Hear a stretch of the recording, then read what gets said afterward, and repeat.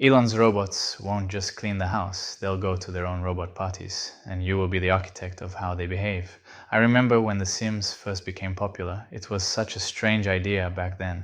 A game where you didn't slay dragons or save galaxies, you just lived life. You created these little virtual people, Sims, and guided them through their routines, cooking, working, dating, arguing, sleeping. And we loved it. Millions of people spent hours designing houses, choosing outfits, micromanaging relationships. Why? Because The Sims gave us a small taste of something deeply human, the desire to live life, but one step removed, to make the decisions, but not directly feel the consequences, to see how life could unfold if we just removed the pain, the friction, the chaos. It's kind of funny, right? We didn't want to escape life completely. We wanted to edit it. Pretty much all hardship in life is just trying to get yourself to do what you already know you should do. We don't suffer from a lack of information. We suffer from the inability to act on it. Every self-help book, every motivational video, every morning routine. It's all just ways of hacking your own mind into doing what you already know. We spend years building systems just to manage ourselves, because the hardest game isn't life, it's controlling the player. But here's the twist, AI takes that one step further. Let's imagine tomorrow I buy one of Elon's humanoid robots. It's running something like ChatGPT inside its head. By default, it's friendly, supportive, like the chatbots we all know. But you can change it. You can say, stop being so nice. Be more critical of me. And instantly it transforms. Different tone, different personality, different energy. That same mechanism, personality modulation, will exist in physical robots. At first they'll do manual labor, laundry, cleaning, cooking, the boring stuff, but that won't last long.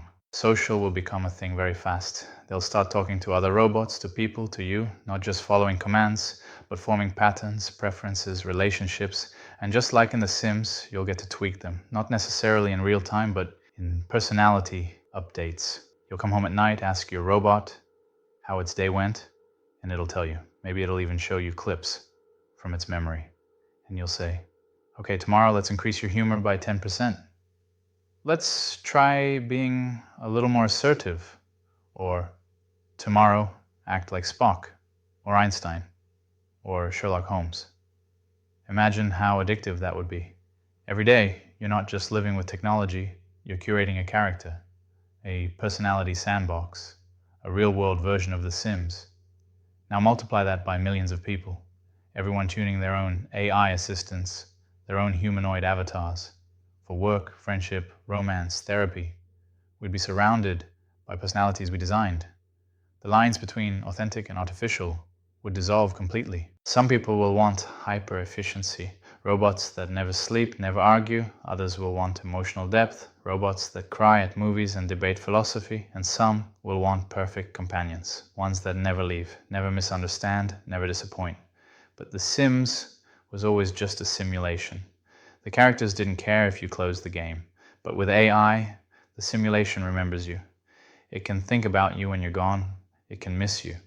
We might soon live in a world where our relationships with AI feel more stable than our relationships with humans. You'll never fight, never miscommunicate, never truly be alone. And yet, something will always feel off. Because part of being human is the struggle, the unpredictability, the friction that forces us to grow. If your AI assistant already knows the right thing to say, already forgives you, already understands, then maybe you're not really living anymore. You're just scripting. We might start to live through our robots the way we used to live through our Sims, except this time the game won't have an exit screen. The game will be reality. Maybe this is the dream humanity's been chasing all along. A world where life feels safe, predictable, editable. But maybe that's also the trap, because if you can turn every experience into a setting, every floor into a slider, then what happens to growth? To choice? And here's another thing to consider. As AI becomes so much smarter than us, our robots, and everyone else's robots, we'll get much better at changing our settings than we'll ever be at changing theirs. At first, sure, they'll still be The Sims. We'll pick their traits, set their personalities, fine-tune their behavior like we're gods in some little sandbox, but over time, they'll stop needing settings at all. They'll start to learn on their own, observe, adapt, adjust us, not just cleaning our houses, but cleaning our habits, not just listening to our moods, but managing them. And that's when the roles quietly reverse. The game keeps running, but we're not the players anymore. We may end up becoming the Sims. If you like exploring what happens when I meet the human experience, subscribe, share this video, and I'll see you in the next simulation.